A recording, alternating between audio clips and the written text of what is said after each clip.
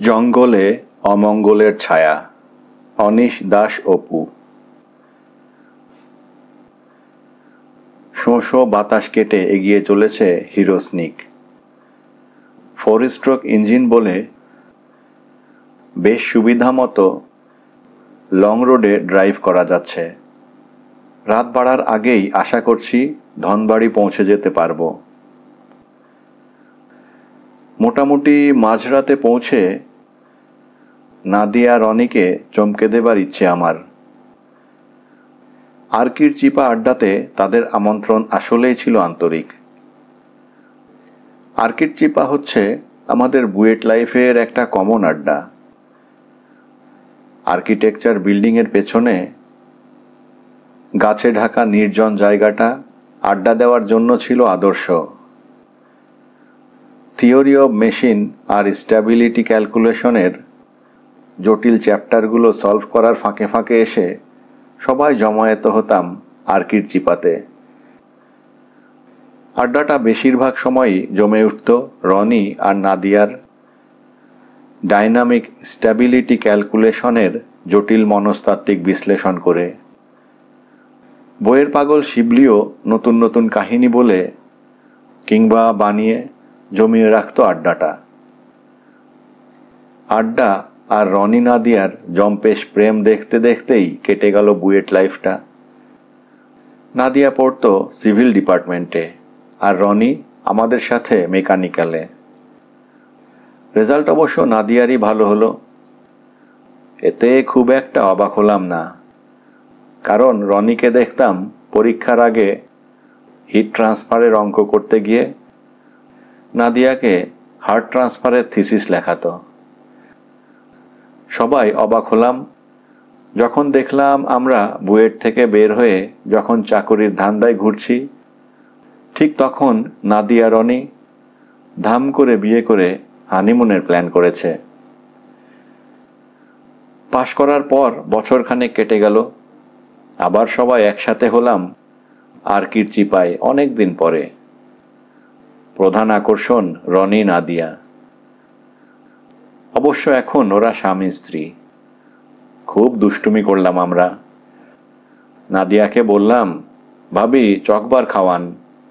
চকবারের পালা শেষ হলে আবার রনিকে বলছি, দুলা ভাই ঠান্ডা খাওয়ান।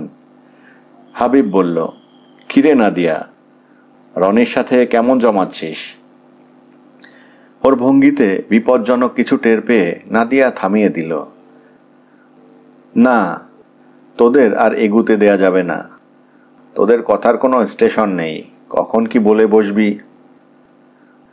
রনি বলল, আয় না দোস্ত, ধনবাড়িতে আমাদের সংসার দেখে যাবি। সুন্দর একটা রাজবাড়ি আছে ওখানে, পিকনিক করা যাবে। শিবলির দিকে তাকিয়ে যোগ করল, তুই তো বেশ থ্রিলার পড়িস, ঘুরে আয়, বেশ থ্রিল পাবি। আমাদের বাড়ির পাশেই একটা সুন্দর বাড়ি আছে, পুকুরওয়ালা বিশাল বাড়ি। তোর মাসুদ রানা সিরিজ রাইটারের এক রিলেটিভের বাসা, গেলে পরিচয় করিয়ে দেব। আরো অনেক কিছুর লোভ দেখালো তারা। আজ টাঙ্গাইলের ঘাটাইলে একটা অফিসিয়াল কাজে এসেছিলাম।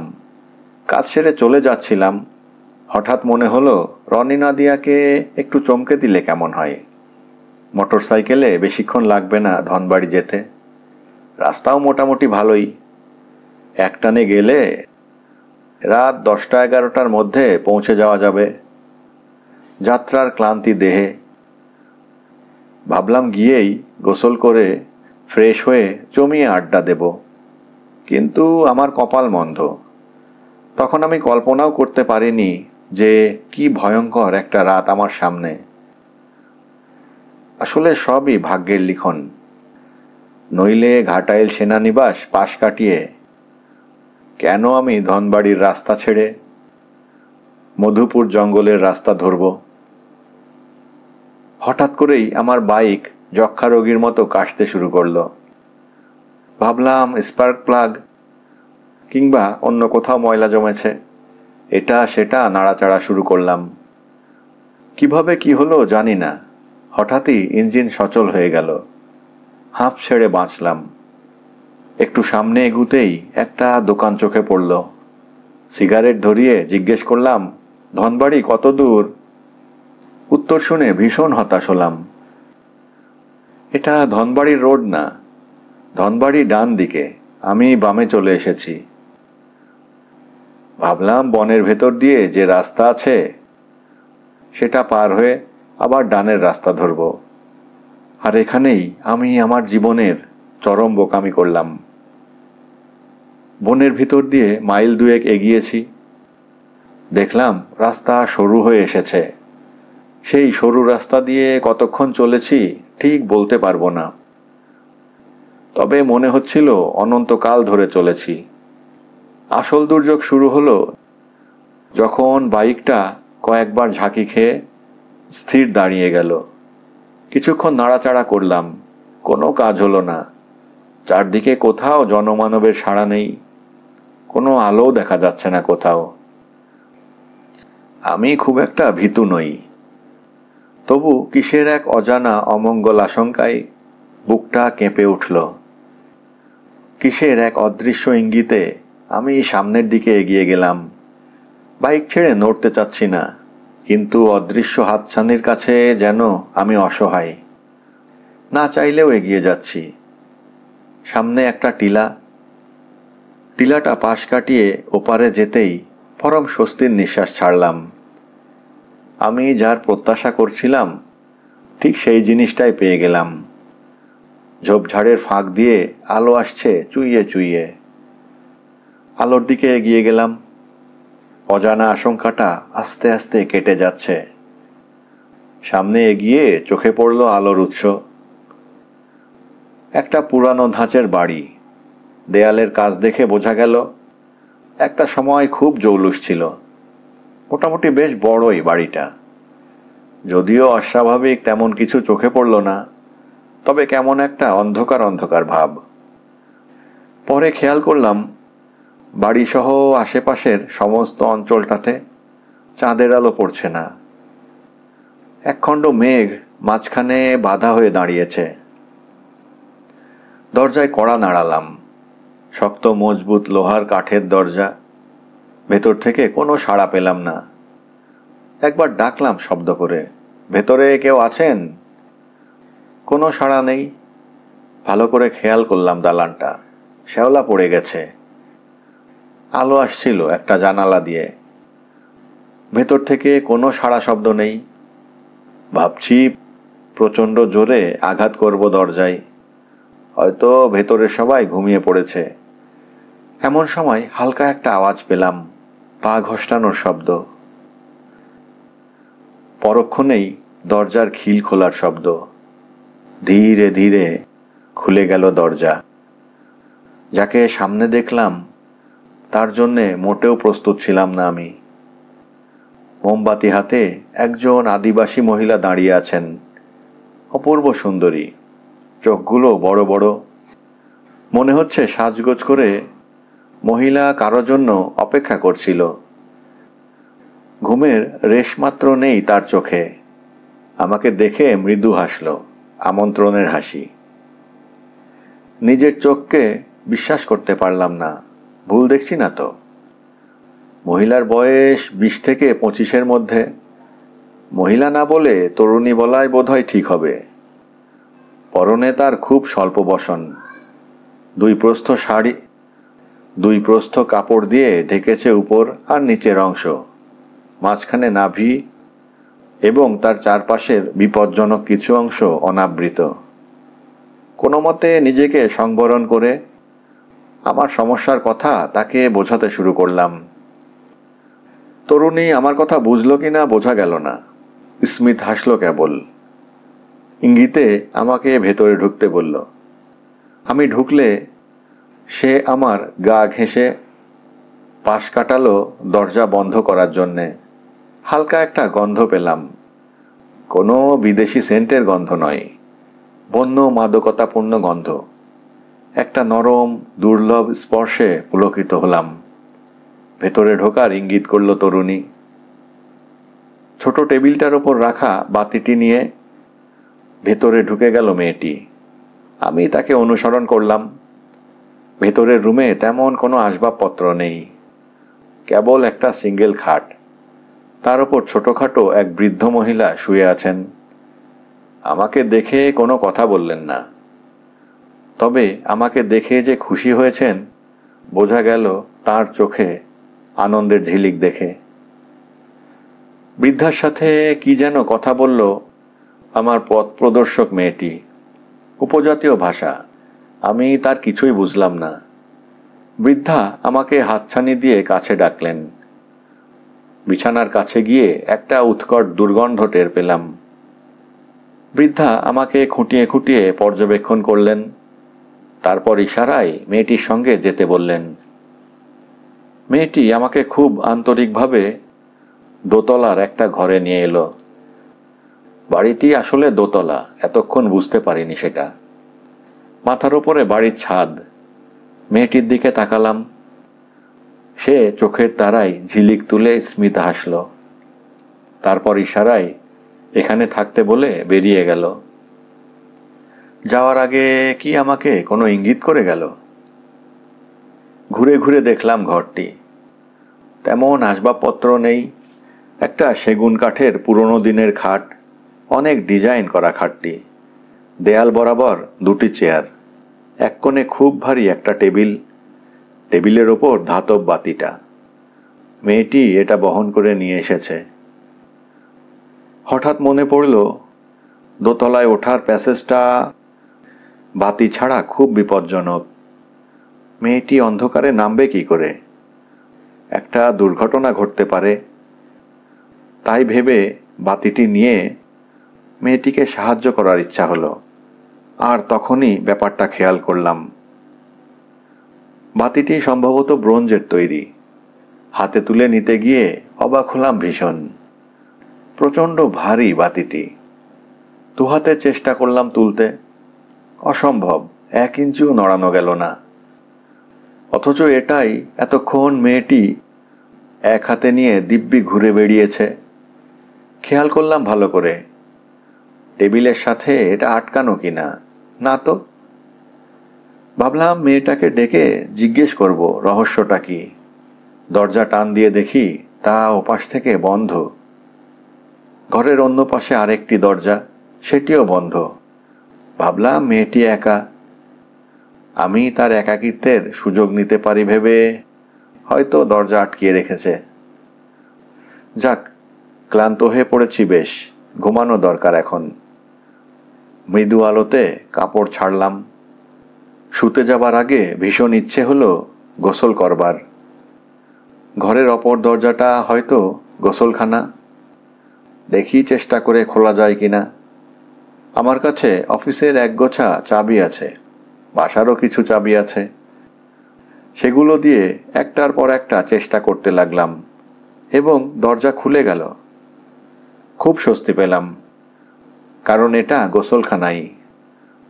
বাতির খোঁজ করলাম, কারণ ধাতব বাতিটি নড়ানো আমার পক্ষে অসম্ভব। নিশ্চয়ই কোনো কৌশল আছে। অনেক খুঁজেও আলোর ব্যবস্থা হলো না। অগত্যা অন্ধকারেই গোসলের জন্য তৈরি হলাম। কল খুলে অবাক হলাম। শোবার ঘর থেকে যে হালকা আলো আসছে, তা থেকে বুঝলাম এখানকার পানিতে আয়রন খুব বেশি, লাল পানি। অবশ্য কল অব্যবহারে মরচে পড়েও এ রং হতে পারে। বিদেশি কায়দায় একটা বাথটাবও আছে এখানে, যদিও সেকেলে ধরনের। প্যান্ট খুলে টাবে নামলাম। সঙ্গে সঙ্গে আমার দম আটকে এলো। হায় আল্লাহ, এ কি! টাবটার চারদিক আর তলাটা কেমন পিচ্ছিল। সঙ্গে সঙ্গে মনে হলো এ রক্ত, হয়তো মানুষের। লাফিয়ে উঠে এলাম। মুহূর্তের জন্যে হয়তো জ্ঞান হারিয়ে ফেললাম। হুঁশ হলে খেয়াল করলাম আমার সারা শরীর রক্তে লাল হয়ে আছে। ব্যাপারটা ভালো করে বুঝতে হবে, যে করেই হোক আলোটা আনতে হবে।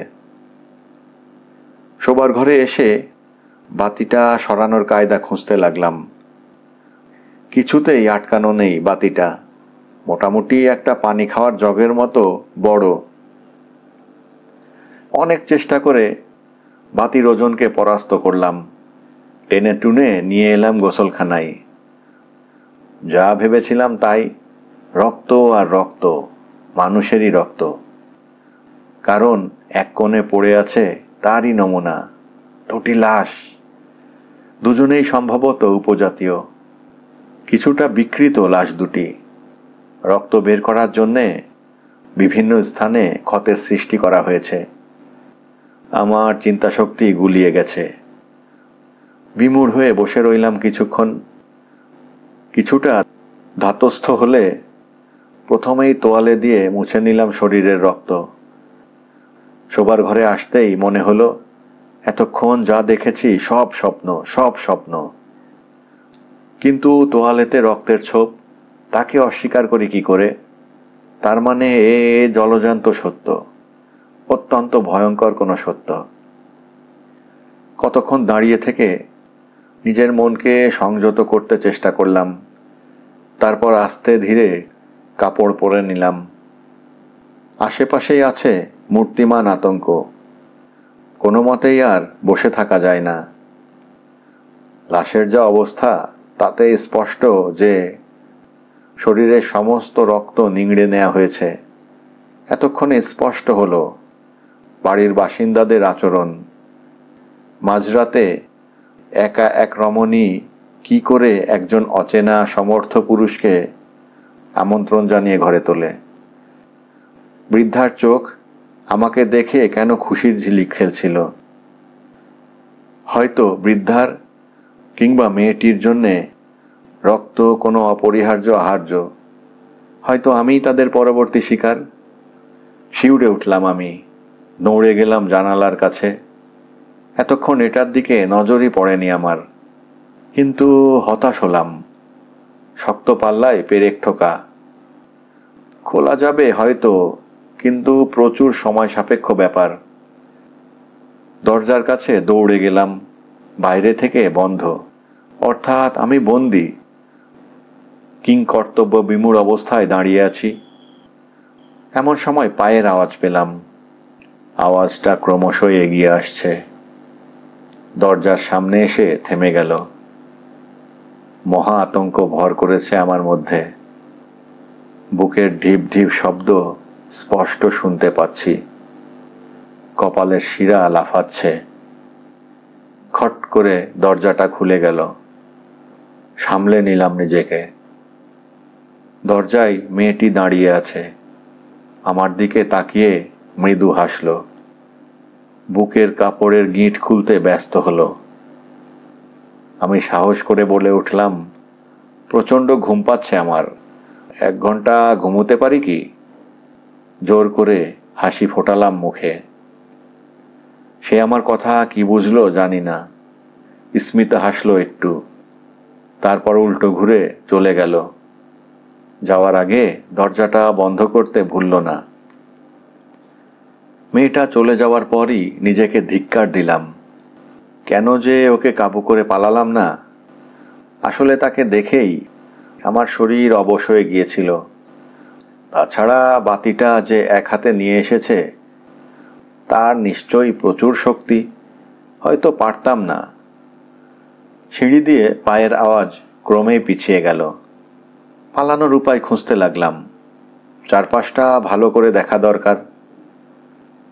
বাতিটা রয়েছে গোসলখানার দরজার কাছে। আবার অনেক কষ্টে সেটা বয়ে আনলাম। চারপাশটা ভালো করে দেখার জন্যে ভারী বাতিটা খাটের উপর তুললাম।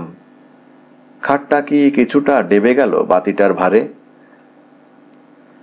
ঘটনার আকস্মিকতায় ভেবাচাকা খেয়ে দাঁড়িয়ে রইলাম। খেয়াল করিনি এতক্ষণ খাটের উপরের ছাদটা থেকে অত্যন্ত তীক্ষ্ণ ছুচালো 3টি ধাতব রডের মতো ঝুলেছিল। বাতিটার ভারে সম্ভবত খাটের সাথে পাতা কোনো ফাঁদের মুখ খুলে গিয়েছিল। ধাতব বস্তু 3টি প্রবল বেগে নেমে এলো। সেই সাথে পাশের দেয়াল থেকেও 2টি ধাতব শলাকা তীর বেগে বেরিয়ে এলো। বুঝলাম খাটের মধ্যে বসলে কিংবা শুলে একটা না একটা শলাকা আমার গায়ে লাগতই। নিশ্চয়ই বিষ মাখানো। নিতান্ত কপাল গুনেই বেঁচে গেলাম। ঘরের মাঝখানে দাঁড়িয়ে হতাশভাবে এদিক সেদিক তাকাচ্ছি। এমন সময় সিঁড়িতে পায়ের আওয়াজ, দ্রুত এগিয়ে আসছে দরজার দিকে। হয়তো এটা আমার উত্তেজিত স্নায়ুর জন্যে শুনছি। কিন্তু পরক্ষণে দরজা খোলার শব্দ পেলাম। তাড়াতাড়ি এগিয়ে এক লাথিতে বাতিটা খাট থেকে ফেলে দিলাম। ভয় পেলে চলবে না। সাহস করে বাথরুমে ঢুকে পড়লাম। দরজা সামান্য ফাঁক করে দেখতে লাগলাম কি ঘটে। বাতিটা পড়ে গেলেও নেভেনি। চাদরে ঝুলে থাকা প্রান্তে আগুন ধরে গেছে। প্রথমে ঢুকলো মেয়েটা, কালো একটা কাপড়ে সমস্ত শরীর ঢাকা। মেয়েটার পিছনে বৃদ্ধা, তারও পোশাক একই রকম কালো। দ্রুত তারা এগিয়ে গেল বিছানার কাছে। মেয়েটার হাতে একটা বিশাল রামদা। খাটের ওপর আমার দেহটা না পেয়ে দুজনেই আমাকে এদিক সেদিক খোঁজা শুরু করলো।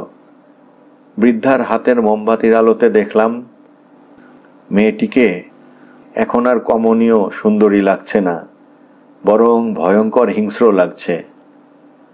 আমি মরিয়া হয়ে এদিক সেদিক পালানোর উপায় খুঁজতে লাগলাম। কমোডের ওপর সিস্টার্নের পাশ দিয়ে একটা স্কাইলাইট দিয়ে তারার আলো দেখা যাচ্ছে। সময় অত্যন্ত অল্প। ঝট করে কমোডের উপর উঠে সিস্টার্নটা ধরে তার উপরে উঠে পড়লাম। আর ঠিক তখনই বাথরুমের দরজা খুলে গেল। আমার ঠিক নিচে এসে মেয়েটি রামদা উঁচিয়ে বীভৎস চিৎকার করছে। তার কিছুই বুঝতে পারছি না আমি। হঠাৎ মেয়েটা বাংলায় বলে উঠল, নাম, রক্তের মানুষ, রক্ত দিয়া যা। ভয়ে আমার শরীরের রোম খাড়া হয়ে গেল। কনুইয়ের গুঁতোতে স্কাইলাইটের কাঁচের জানালা ভেঙে ঝাঁপিয়ে পড়লাম, যা থাকে কপালে। সাঁই করে বাতাস কেটে পড়লাম নরম কিসের ওপর। এটা একতলার ছাদ। আতঙ্কের উপর আতঙ্ক। ছাদের উপর বিছিয়ে আছে একরাশ গলিত মৃতদেহ। তারই একটার উপর পড়েছি আমি। লাশগুলোর কোনোটা পুরানো, কোনোটা সদ্য মৃত। সম্ভবত সবাই ছিল আমারই মতন, এক রাতের অতিথি। ছাদের চারপাশের রেলিংটা বেশ উঁচু। চেষ্টা করতে লাগলাম সেটা টপকাবার। এর মধ্যে দেখি স্কাইলাইট দিয়ে মেয়েটি বেরিয়ে আসছে। ছাদে মেয়েটির পা যখন স্পর্শ করল, ঠিক তখনই আমি রেলিংয়ের ওপর শরীরটা তুলে দিতে পারলাম। মেয়েটি প্রচণ্ড উল্লাসে রামদা দোলাতে দোলাতে আমার দিকে দৌড়ে এলো। ভয়ঙ্কর একটা আঘাত অনুভব করলাম হাতে। পরক্ষণেই অনুভব করলাম নিচে পড়ে যাচ্ছি আমি।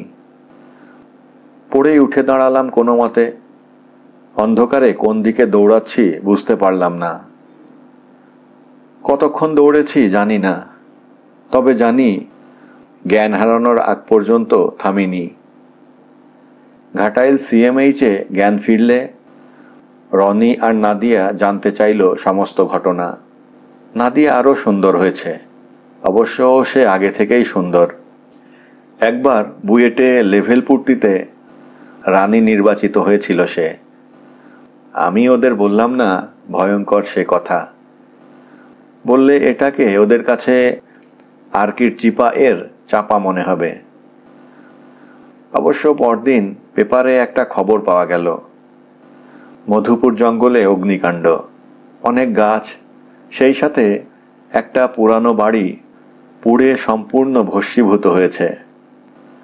অনুমান করা হচ্ছে 20-25 জন মানুষ ভস্মীভূত হয়েছে।